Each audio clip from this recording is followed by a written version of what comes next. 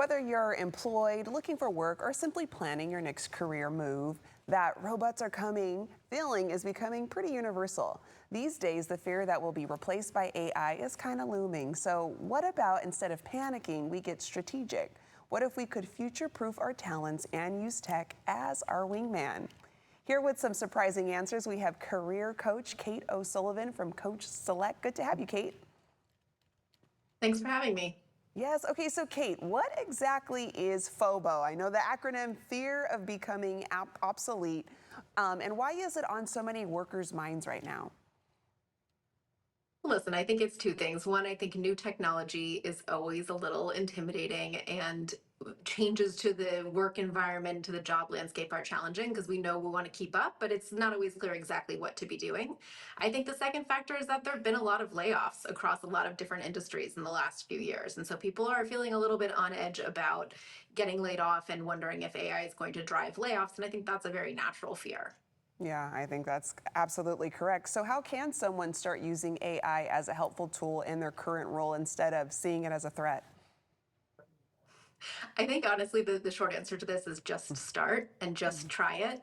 The reality is that AI is probably not going to replace most of our jobs, but it can, like you said, be an ally. And so I would think about it as something that could help you, and maybe even something that could make some annoying or repetitive parts of your job a little bit easier and free you up to think about the more interesting things and to work on more strategic things.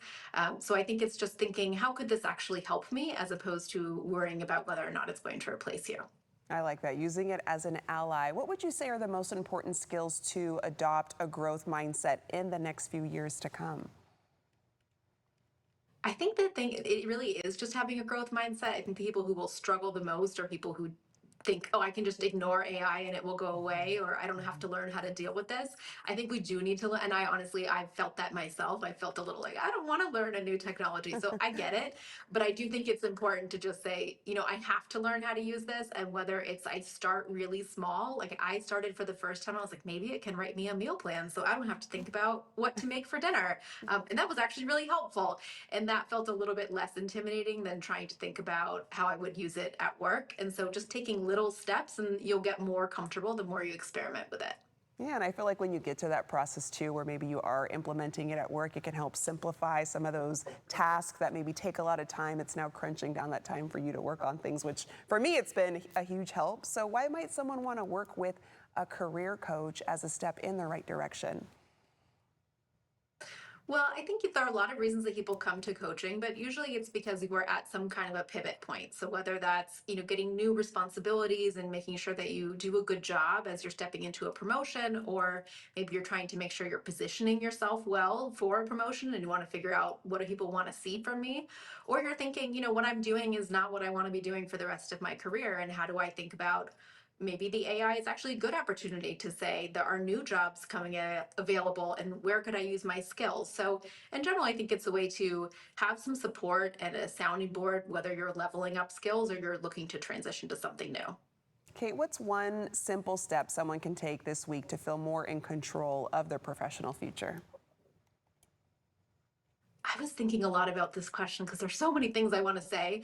But the first, I think, is create a plan for what do you want in the next year, right? Do you want to stay in the same role? Do you want to grow in responsibility in your current organization? Are you looking externally? I think a lot of times we just wait until something comes to us. And so the best thing you can do is be proactive and also be really honest with yourself. What do I want? And then you can start to think about what you need to do to make that happen. But sometimes that what do I want is the hardest question to answer. Yes, it is. Well, with these steps and these tools and embracing what we can as much as we can, I think helps us get towards that right path. Kate, thanks so much for joining us today. Thanks for having me. Of course, to our viewers, to retool for the future, to learn the benefits of working with a career coach like Kate, you can head to coachselect.com.